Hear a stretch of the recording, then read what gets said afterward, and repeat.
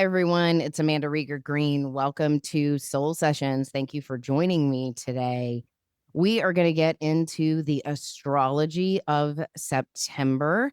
If you listened last week, we dove into the numerology, and I separated these out because both of them create this crescendo climactic energy, and they really needed space to separate out the frequencies and energies so you can collaborate and work with them together. September is eclipse season. Eclipses are they're about beginnings and endings. They essentially initiate a 6-month cycle of beginnings and closure simultaneously, but it's like the start point. So the start point sometimes can feel drastic or dramatic and show up that way, whether it's on a global scale or personally in your life. And for me, when I am aware of this, it can take the edge off of it personally a little bit, and then I can better embrace the process, embrace the energy of what I am letting go or surrendering to, or what is formulating to be called in and called forward. And for me right now, I just want to be super transparent. As many of you know, and I have shared, my husband and I are in the process of moving to South America as we speak. So as this airs, I will be getting on a plane to head down to Ecuador. And it came to the realization on Sunday morning that I'm actually moving to the southern hemisphere of the world. And that was, I mean, it just is what it is. But also it's like, oh my gosh, I'm going to see different stars. And also the fall equinox that happens in the northern hemisphere in September is the spring equinox in the southern hemisphere. So there's this reorientation of energy and seasonal energy from a different vantage point. And for me, I know that was deep, right? And I guess more about that later, but I just wanted to share that with you. And then we are in massive transition right now. We have like no furniture in our house. I am sitting on an old chair and recording this. My desk is still here, but it is leaving this evening. So this is my farewell podcast from this desk and this orientation. But it's been one of those days for me that has felt very much like an eclipse. And it's funny how often the frequencies, because this morning I was just mapping out and thinking about and contemplating or tuning in to the astrology and energy frequency of September to be able to share information and energy with you. But it's funny because this happens to me often, and I know because some of you have shared this with me, is when we map forward and become aware, oftentimes it's like it can happen to us in real time before the astrological events or the numerology happens because we're in training our field. And it's not so much that we're projecting, but we're in training with. So when we're ready, the energy calls in. And today has felt like a total eclipse for me. I got a call from my husband that our transportation of the dogs, getting the dogs on a flight to Ecuador, there have been some massive changes with that. And that, if you know me or what I've shared, my dogs are like my children, they're my sensitive spot. And as far as this move goes, I know that we can make the move and we're moving with luggage, right? We are not moving with any cargo except 4 or 5 pieces of luggage each. And then our dogs. So getting the dogs there has, of course, been the most sensitive and imperatively pertinent part for me for as far as their safety, minimizing their displacement or trauma. I mean, we've done everything, but we got a call today that there's an embargo on pets out of most of the southern airports, which includes Austin and Houston, because of the heat. And that, our flights are scheduled, everything is set to go, but this, threw a monkey wrench because the first proposal was that we kennel them for a month while we're down there, meaning kennel them in Texas. And, so I just started crying. I deeply know and trust that they are going to get there and get there safely. But the human part of me, the sensitive part of me felt fear. And just discomfort in that uncertainty where there was certainty and a plan being created. And if you think about the numerology of the nine, and you listen back to that podcast being in a nine universal month in September, in a nine universal year, the nine is about surrender, letting go, trusting, accepting. And eclipse season can feel that way. But in the course of an hour, I got a call back from my husband, and he said the pet transport company that we're working with, he led with, they're really quite amazing. They're really working hard on this to make sure we can figure out the safest way for them to get there. And they're thinking about picking up our dogs, driving them to Denver, Colorado, where it's cooler, and then having them fly from Denver to Ecuador. So I don't know what is unfolding, but what I know is my guides and angels and soul.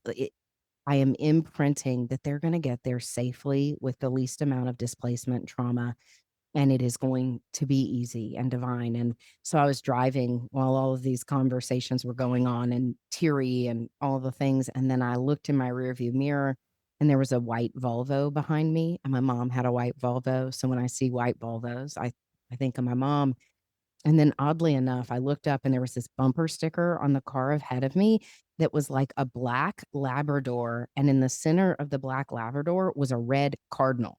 I don't know what the bumper sticker was for or the advertisement was, but cardinals are such spirit animals, right? They're cardinal energy, which is we're moving into the equinox, the fall equinox in the northern hemisphere and the spring equinox in the southern hemisphere. But that's cardinal energy, which ushers in something new. But how weird to see a dog with a cardinal at the center of it. So it was like in that moment, I had said to my guides and my soul, hey, let me feel this stuff tenderly and truly, my own grief and letting go of control and logistics. But I'm calling in all the guides and angels to pave the way because I trust, I believe, I know. An eclipse season feels like that. It's the tenderness of endings, the chaos, the logistics, the things that feel faded almost, the emotional waves of uncertainty, and then this simultaneous knowing that there's a higher orchestration. September, the frequency is about honoring endings and trusting the passageway that is opening. And I just explained to you that I'm like, shoot, I'm having to practice this. I feel it, IRL right now. So, whatever it is that you are walking through, encountering, and experiencing personally through the month of September, I implore you to think about your tenderness as things are maybe a little bit crazy logistically or chaotic, but be tender with yourself. Let yourself humanly emote. And that's what was funny is as I was driving, I was thinking old versions of me would either go into a hyper emotional state or a dissociative state, meaning I'd either feel so much that it would create overwhelm and chaos and kind of insanity in my own energy field and mind, or I just full on dissociate, like block it out. I don't have to deal with it. It's not really happening. And I did neither of those things. I found the tenderness of the center point. Where does that show up for you? This is what eclipse energy can feel like. It's not abstract, it's these cosmic events in the sky that we live out in our hearts and our bodies. And eclipse season has a way of stirring up endings, transitions, and oftentimes the unexpected. And the astrology reflects some drastic, unexpected energy. And I'll get into that in a moment. But for me, this is showing up right now, especially in logistics and uncertainty. And then on the back end of that, I got a phone call from a friend that a dear colleague of mine is actively dying and was admitted into an inpatient unit in hospice where she and I worked together in Houston. And this woman took me under her wing back in 2010 and mentored and guided me. She had a ton of moxie. And so on the back end of, the emotional stuff with the dogs, I get a phone call that a a colleague and a dear mentor is is really transitioning, and I didn't, apart from feeling that deeply and the sadness, and I know I can't be there, I can certainly send flowers, but I just pulled my car over and I called the hospice inpatient unit to talk to their director, who I got her voicemail, but, that's neither here nor there, just to express to her who this woman was and the legacy that she left on the place in which she's dying. So, it's kinda been a day, and if I feel a little weepy or tender or raw to you all, I wanted you to know why. I'm in transition and change, and I know so many of you are too with whatever you're walking through. And we're in this together, right? And I do trust that these moments are these soul events, they're rites of passage, and they press us. It presses me to honor the sacredness of closure, but to hold the faith when things feel wobbly.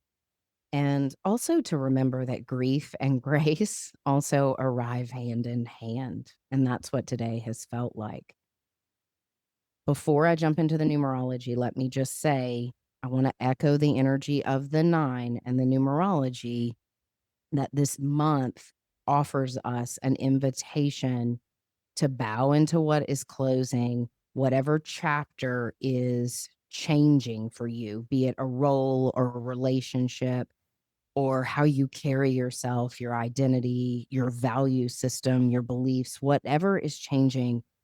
It doesn't mean that we won't feel a sense of loss or sadness or uncertainty. It means that those emotions are actually part of the passage. And when we allow them to be felt, we create space for something new to emerge. And it's so funny because I'm speaking to you from this space today.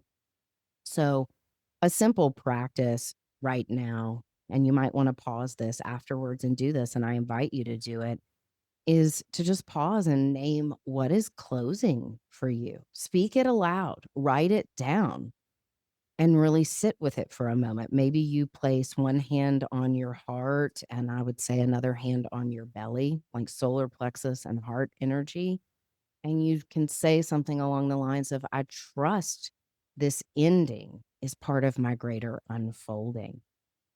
And it can take some of that grief. It's this self nurturing way to hold yourself through whatever rite of passage or change or shift that you're personally experiencing. Okay, let's jump into the astrology. So we start September out. September 1st, Saturn is retrograde. Saturn has been retrograde, but it's been retrograde in Aries.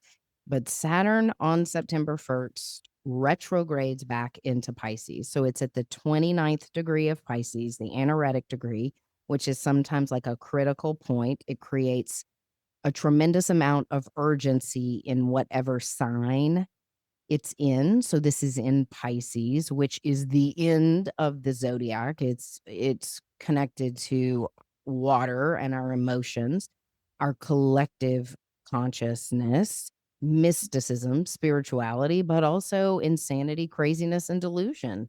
So you may be feeling some urgency in your energy field at the beginning of the month, but this retrograde back into Pisces is the first domino to fall of a couple of dominoes that are quite significant.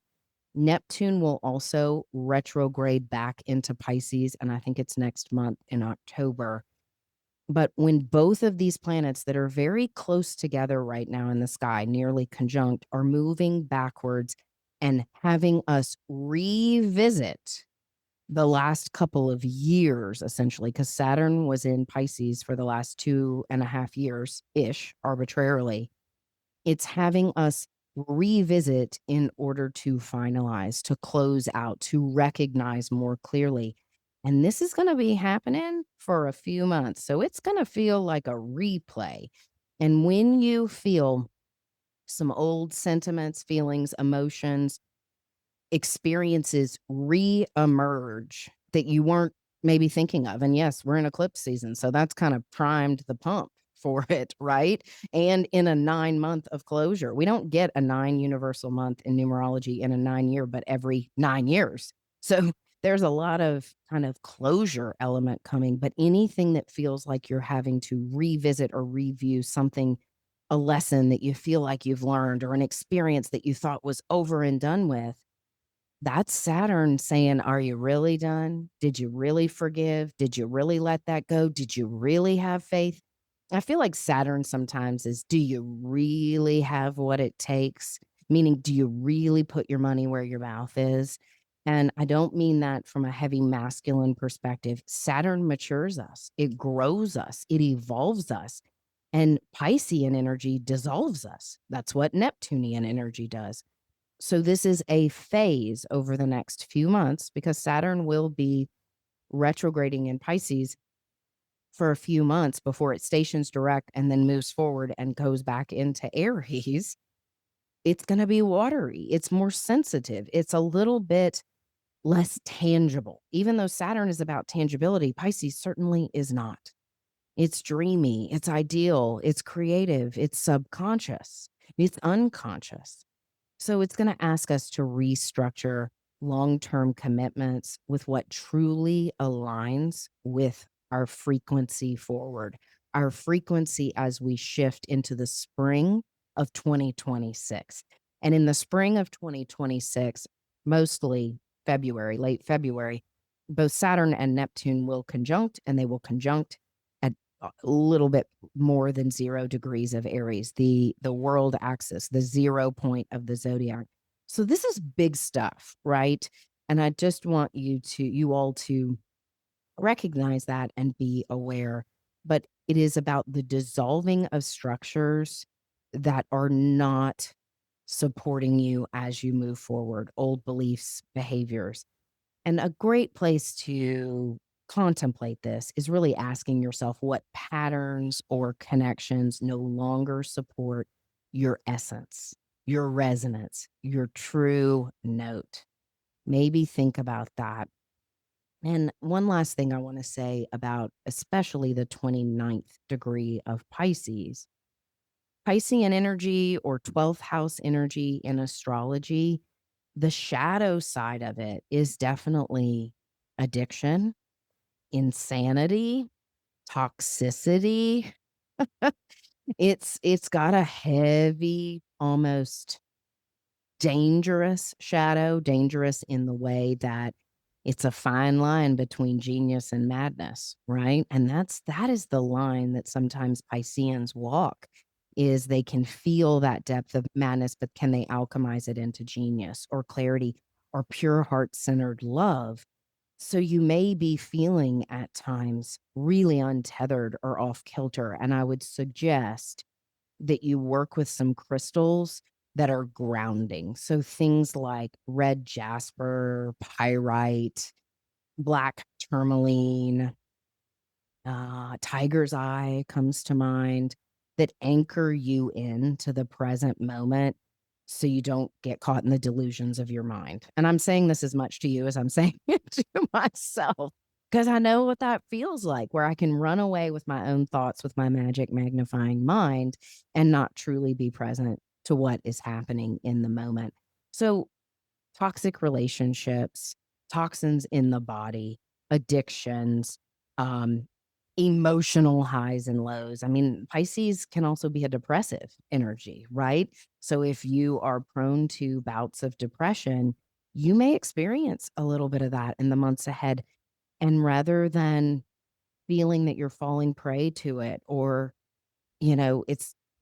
it's weighing you down, maybe you let it flow through you. You tell on yourself, you ask for help, use your self-care and your resources so you don't feel alone and you don't feel stuck, and then dig down deep for that light, that faith.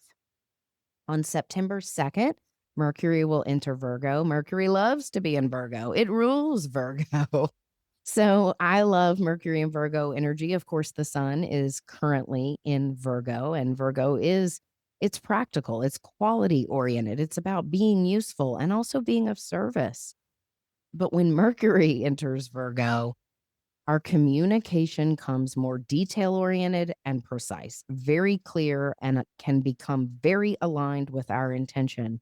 So, having Mercury transit Virgo is a great time to be clear in your communication. And it's also a really functional time to get stuff done. I mean, one of the things that I love about Virgo season, or when Mercury enters Virgo, especially, I feel like I can get the details of life done without as much emotional stress, because I tend to wax more watery sometimes and feel emotional overwhelm. But Virgo energy, and especially having the sun and Mercury there, gives me the mental focus to accomplish things efficiently and with quality, and it can feel very satisfactory. So it's really practical kind of energy. But also think about your intentions during this time. What is it that you'd like to accomplish throughout the month of September? Have you been wanting to clean your closet out? Because Virgo is a great time to clean house, right? Or have you been wanting to get rid of some furniture and buy some new pieces? What are you cleaning out? What is something not a huge undertaking, but something that would feel really good to you to not tackle, but really take on in a way that feels like it's service to yourself. Like, by cleaning out your closet, it'll feel good to walk in and it's organized, because when we organize something in the third dimensional plane, it helps us organize things mentally and emotionally and internally. And I find that to be a very useful quality of Mercury in Virgo.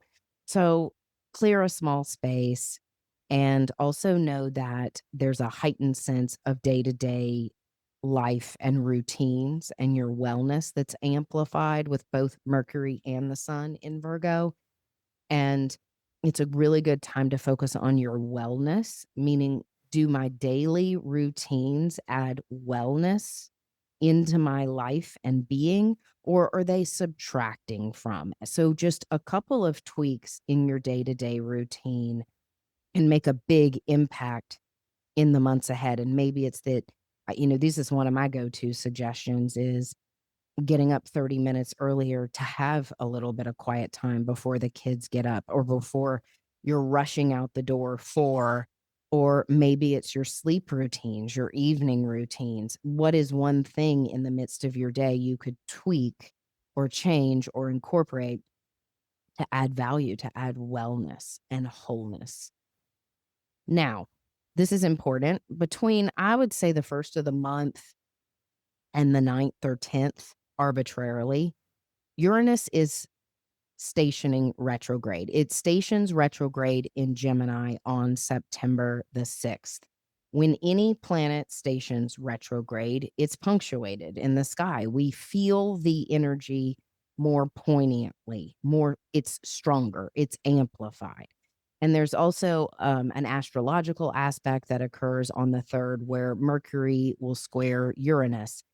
And so Mercury is super active with Uranus, and both of those are related to the mind. Mercury, the thinking mind, the logical mind, the intellect, and Uranus, the higher mind. So there's a lot of Uranian electrical charged energy in the first 10 days of the month. There's also an eclipse. Okay, we're going to get to that in a minute. But I'd say the first 10 days of the month, really paying attention. You can have genius insights, downloads, ideas. There can be shock and revelation. Originality can come from this.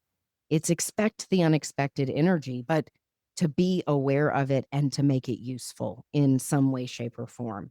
Uranus stations retrograde the 6th of September, and it's in Gemini, in the early degrees of Gemini.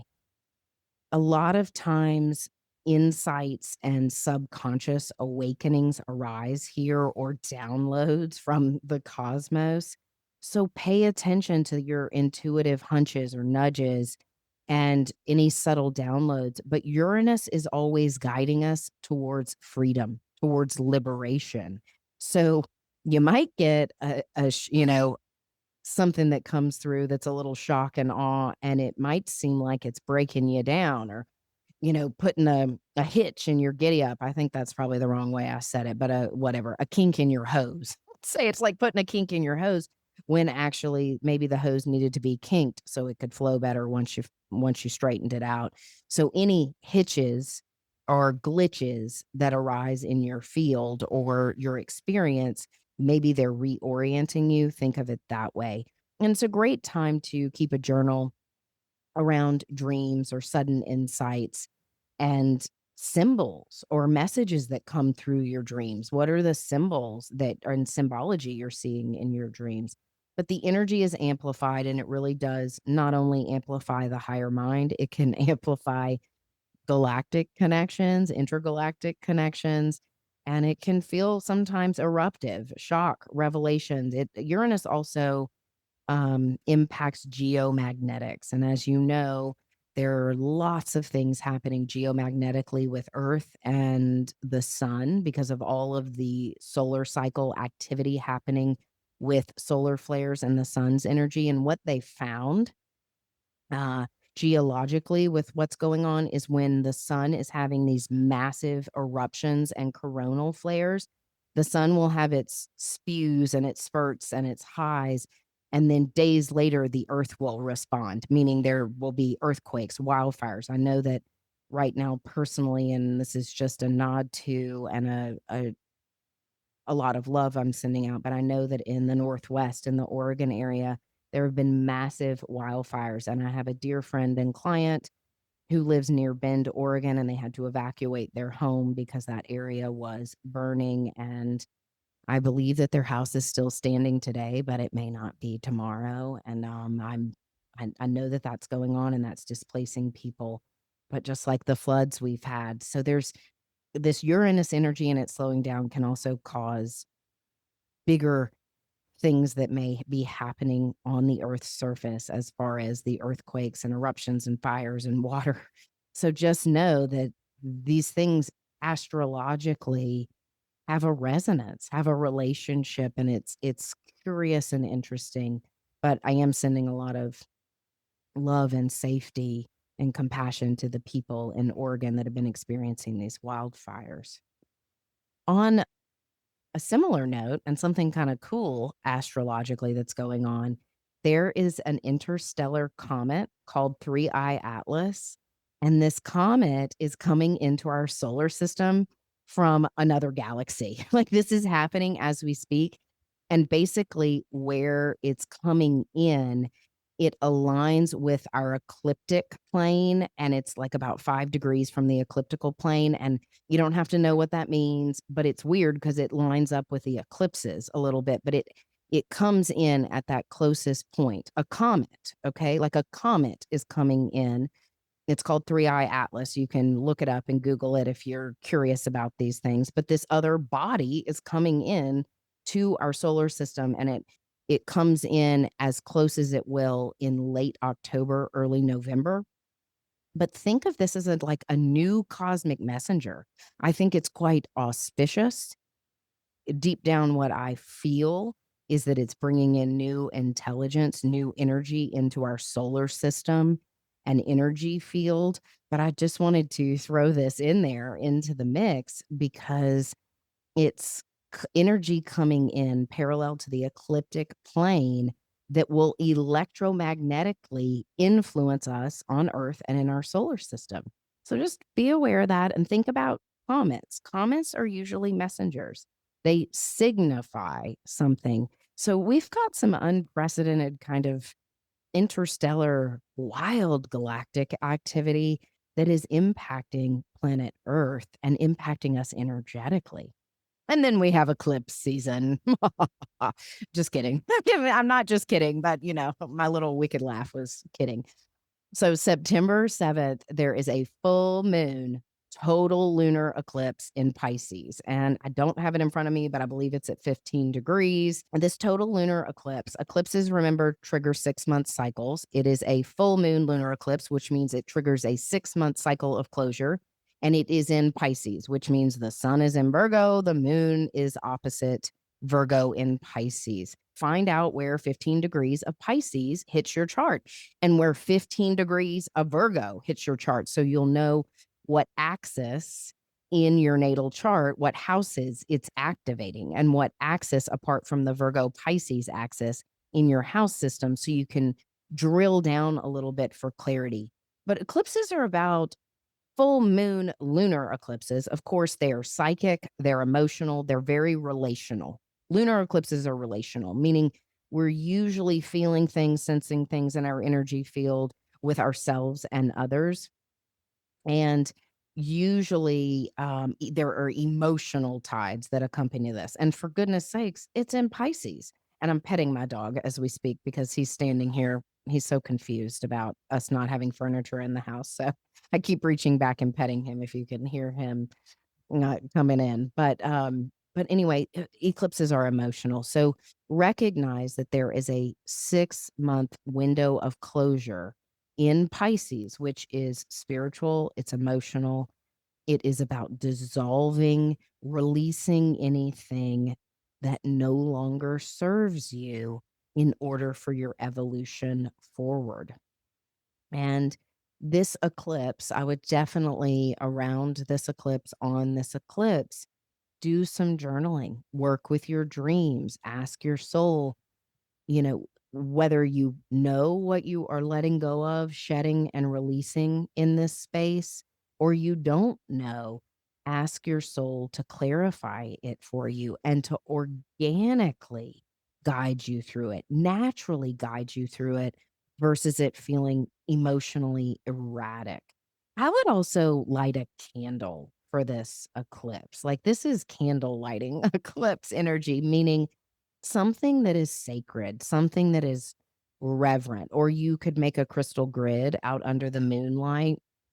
You could write your intentions out, put them under the moonlight. You could charge up some moon water, but a candle to me feels reverent. It feels like sacred reverence. And light that candle for your future self and what your future, the light of your soul and your essence coming through, and allow that candle and that flame burning to represent what you're moving towards and what needs to or is dissolving, allowing that to unfold organically in the months ahead. And one thing I'll say, as far as my experience with eclipses can have like a climactic apex kind of thing. A drastic event can happen. Again, a lunar eclipse can feel very emotional, so it can be emotional upheaval. But usually in the 6 months forward, like if you jump 6 months ahead, when I look back at the eclipse point and I look over the course of what's changed for me, what I've let go of, how I've grown, I'm like, "Oh, whoa, that's what happened since September." So if you jump into March of next, February, March of next year when we'll be in eclipse season again, then you're like, "Whoa," like between the fall and the holidays and into the first of the year. So we're not there yet, but that's always for me a great anchor point. And you could say right now, since we're in September, you could go back to the eclipses in March. And if you have the numerology guidebook, that's all outlined for you. And you can go back and review some things that were going on in March for you and look at what has transpired in the months in between where you are today. And that will help anchor you in this eclipse and the solar eclipse that will follow it a little bit later in the month. But ultimately, this Piscean eclipse has quite a bit of emotional energy attached to it. So honor your emotions. Maybe see where you don't have to be capsized by them or completely shut off from them, kind of in what I was sharing with you that I'm going through today, really being in the tenderness of the energy and knowing that any grief or pain or struggle is energy working through your body and it needs to work through emotionally. This is also a good time to close something out, by the way. If you know something is coming to a close and you want to have a conversation or take action, it's also a good time for forgiveness. Like, this is a real, like, this eclipse holds the space for you to do it. And I find, for me, when I do very important, poignant things that may be hard things. We can do hard things. I sound like Glennon Doyle, and I like, Glennon Melton Doyle. We can do hard things. Sometimes when we do those hard things that are the right thing or the wise thing, and we do them on or around an eclipse, I tell you what, like exponential growth a lot of times happens when we really show up, even if it is something that is painful or difficult for us, but when we show up in integrity. Okay, September 18th, is that the next thing? Yeah, like we kind of jump energy. There's not a lot happening in astrological transits, but it's a lot. On September 18th, Mercury will already be through Virgo and it enters Libra.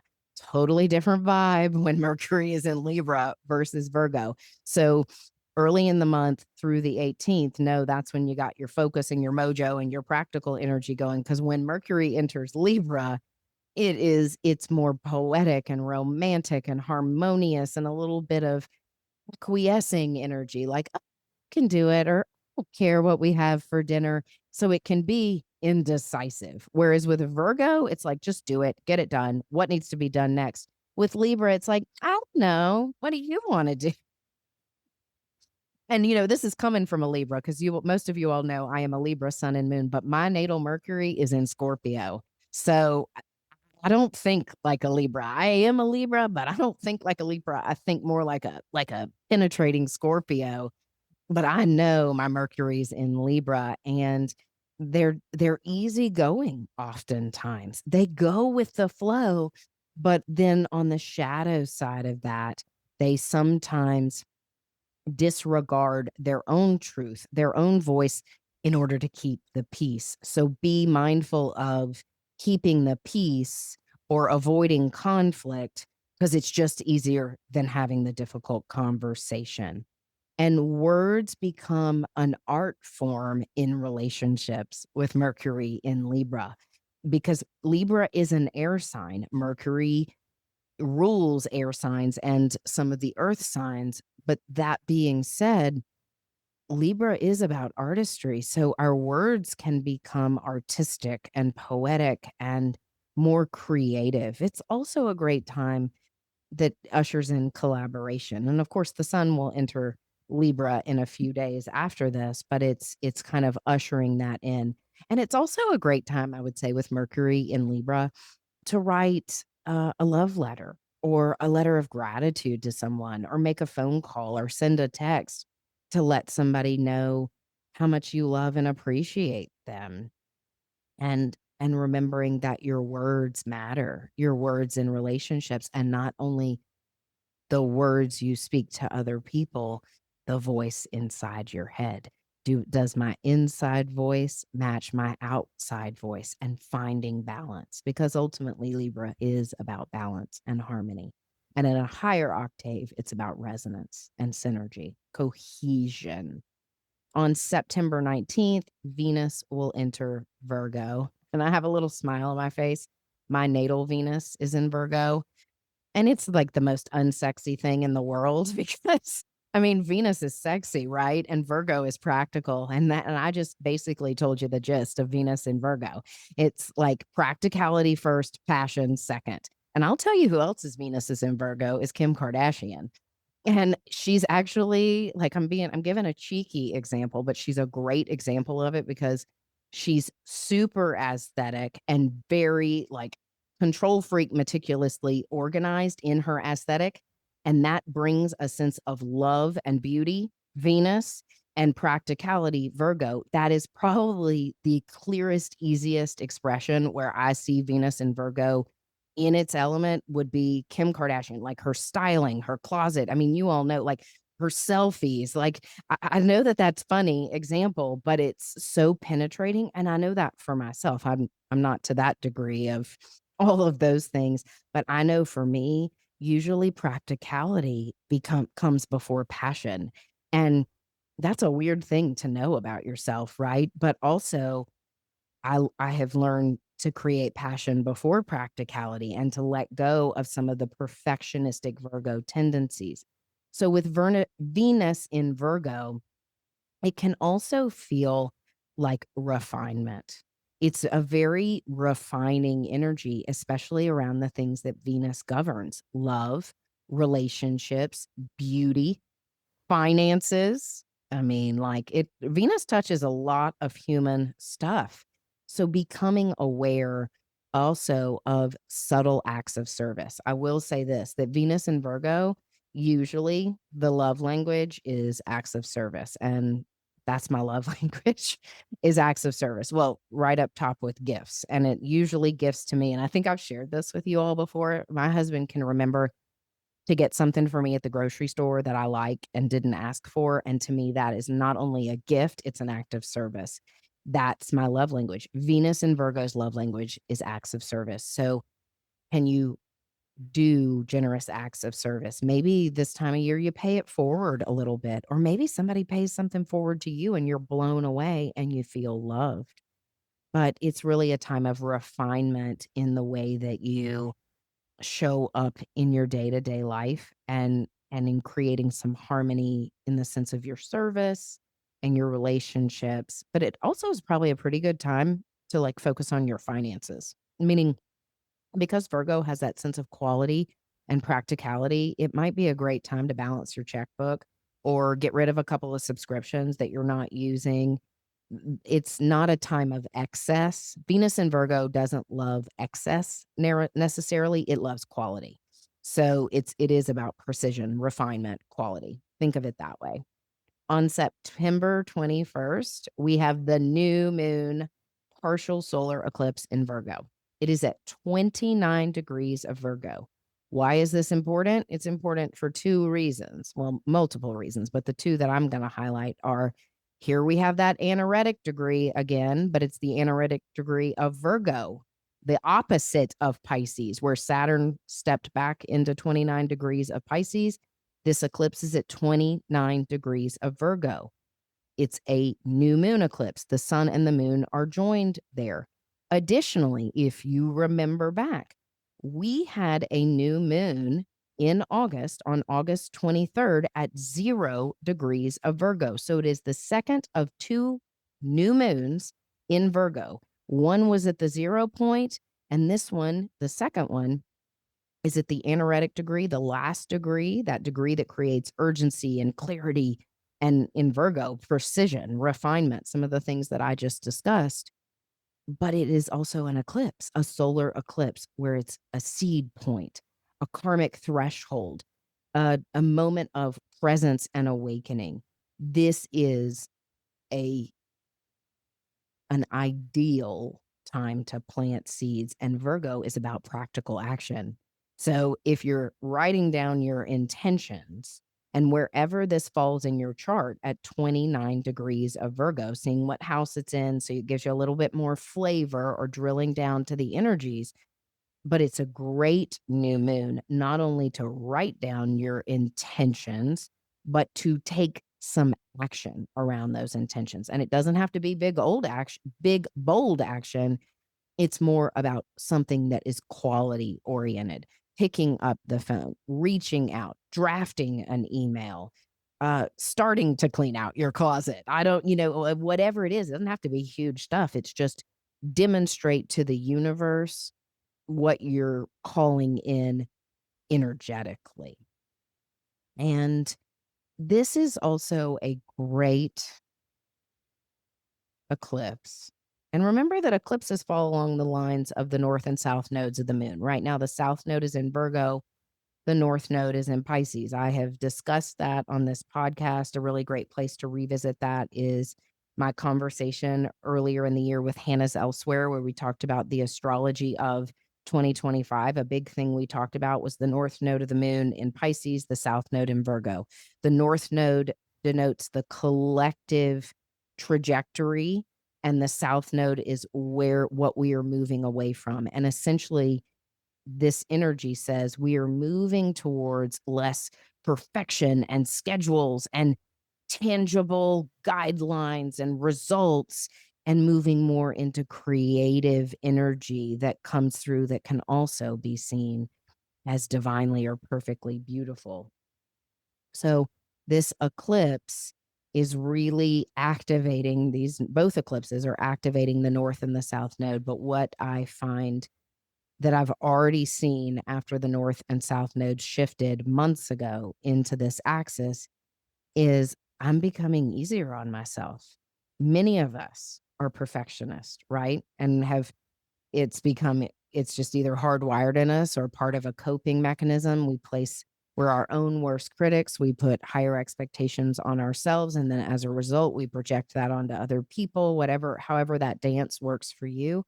But I have really been noticing for myself that I have been letting go of, shifting, dissolving perfectionist tendencies in and around myself, and especially in day-to-day life routines and schedules. Virgo, Virgo energy, where it's like, gosh, I don't have the energy for this today. And I don't want to just perform. I want to show up present. I've shared that with you all before, dropping this scaffolding of performance or summoning something even when I don't got it, right? I know that's not correct grammar, but that's what it feels like. When I don't got it, I can just still show up and show out. I don't really do that anymore. And doing it has become a natural. And that's a version of me letting go of this extreme perfectionism or an accountability that actually denies my truth or happiness because I'm afraid that fill in the blank. Somebody's not going to love me, or if I don't get it all done, they're going to think that I'm a slacker or, any of those old stories. So really look at your perfectionism over the course of this year, or what has shifted in your day-to-day life and routines, your wellness. Virgo's about wellness. So this is a new moon to plant seeds around your health, wellness, and well-being, to start a new routine, daily routines. But it's also about planting seeds of joy and authentic self-expression, your presence, and being able to lighten up on the frameworks that you have created for yourself. How are those frameworks changing? Have they become less rigid so you can feel more true, more free? On September 22nd, Mars enters Scorpio. Again, this is like my season. My natal Mars is in Scorpio as well. So I'm very familiar with this energy on a personal level. But Mars is fiery and Scorpio's flippin' intense. So there's this deepening of passion and courage and like creative drive. And usually the creative drive comes from pain, because what does Scorpio like to do? It likes to alchemize. It's like, if it's not painful, it doesn't really mean something. And like I said, I'm familiar with this energy, but Mars creates some intensity. I mean, it kind of lights things on fire a little bit, but it's more like boiling water. So it can amp up our passion and our desire body, our sensuality, our sexuality, but it's also an opportunity to align truer with your authentic self expression. And Mars in Scorpio can have a sharp tongue. It can be quick to react, quick to judge, very like definitive and black and white in what it thinks or knows or believes or conceives or perceptualizes. And again, I understand this energy, but that being said, utilize Mars's transit through Scorpio to tap into what you're passionate about, your desire body, what you're enthusiastic about, what lights you on fire, what gives you your mojo and your excitement. When do you feel not amped up, but really engaged? Mars in Scorpio, when it's engaged, it's all in. There's like a hyper focus. And I'll give you a simple example of this for me personally. When I feel that my Mars in Scorpio is really on its game. I also have Mercury in Scorpio, as I mentioned. So these two together create this energy. But if I'm sitting at our bar and I'm typing and sending some emails and my husband walks in, and I'm not in my office, mind you, I'm sitting out where I'm like fair game to anybody. I'm not with the door closed in my office, but I'm sitting there and I'm typing an email and he starts talking to me. It's like, don't talk to me right now. Let me finish this email and then I'll pay attention to you. Like, I can't do two things at once when I'm really engaged with something. Like, if I'm engaged with the email or what I'm finishing out or what I'm doing, I, I don't want anything else to come in because I'm giving it my full energy field. So it can feel kind of blunt or drastic that way. Notice if that comes up for you. And I will tell you a positive aspect of this that I find for myself is it's not a multitasker. It's like engage, focused, get her done, and then we move on to the next thing and we do it with as much intensity. And that's the other shadow part is everything seems to be passionate and intense. So remembering to like chill out, not take yourself too seriously, be easy is the medicine through this. So use the focus to bring through your passions and your creativity, but also recognize when you're overdoing it or getting too blunt, too drastic, so to speak. So channel that energy, but channel energy that ignites your soul. On September 22nd, the sun will enter Libra. So this, of course, is the fall equinox in the northern hemisphere and the spring equinox in the southern hemisphere. As the sun enters Libra, we enter into a new season, and the season is ushered in through balance, harmony, relationships, and also there's an air of poetry and romance. But it's also equinoxes are times when there's equal light and equal darkness. So this equinox is a time where we have equal light and equal darkness. And that's like a threshold moment. That's a time where balance is coming into our seasonal energy onto our planet, but also asking yourself, where am I coming into balance? Where am I imbalanced? And what can you do on the equinox that demonstrates balance for you today? And maybe it's you take your lunch hour and you go do something pleasurable or related to your self-care or something that gives you a little bit of break. So when you get back to work, you're fully engaged. Or maybe it's you go out with friends one night and you get a babysitter for the kids and you do it on a Tuesday night because why not? Rather than it being stressful, like changing up some routines to reorient your sense of balance in your day-to-day life. I love the equinoxes. I'm having a little bit of I don't know if nostalgia, maybe sadness is the word because we are moving and I am thrilled about moving to Ecuador and to South America, but I love the fall. My birthday is in October. This as soon as pumpkins show up at the grocery store, it is my happy place. I love the weather of fall, but to know that I'm literally moving and it's not I'm like, how am I gonna miss the fall equinox this year? But it's not true. It's not the thing. It's just it's more of an aesthetic thing for me, which is such a Libra thing to say, right? So anyway, make it significant. Make the equinox significant for you on September 22nd, but do something that signifies balance for you in whatever aspect of your life intuitively comes to you. And that's pretty much the astrology for the month. Like I said, there's a lot of astrology, a lot of numerology.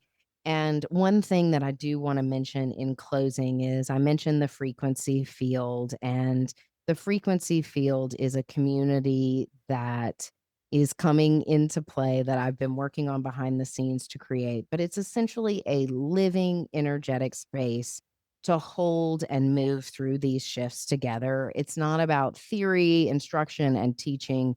It's truly about resonance, attunement, and immersion in the energy itself, in the field itself, and feeling supported to feel, to transform, to release, to integrate in these universal frequencies in real time. So if you are feeling drawn to be a part of this or know more about this experience and it's calling to you, definitely you can go to soulpathology.com. There's a banner on the top of my website and you can get on the waiting list for when we formally announce this. There's just a window that we are offering where you'll get communication around it, and we'll put a link to that form in the show notes. More will come on that, and it'll probably officially kick off either in late September or early October, whenever I can get my feet and body firmly planted in the southern hemisphere and am ready to entrain with and support that space in community and in the virtual world. So find out more about that and check it out. Thank you all for listening. And I'm just going to close with a little bit of a sacred prayer or blessing for all of us through this eclipse season and this climactic season, month of numerology. But as we all stand in this eclipse corridor, where may we both honor the endings and beginnings that we are moving through in our lives. May the unknown become a sanctuary of trust where grief, joy, fear, and faith can all coexist in the same breath. And may every transition, whether it is a transition of place, of the heart, or life itself, be held in resonance and reverence, knowing that nothing is lost, it's only transformed. May you transform and may you soar. All right. I'll see next time I see you all or talk to you all and connect. I'll be in the Southern Hemisphere. Be well, everybody.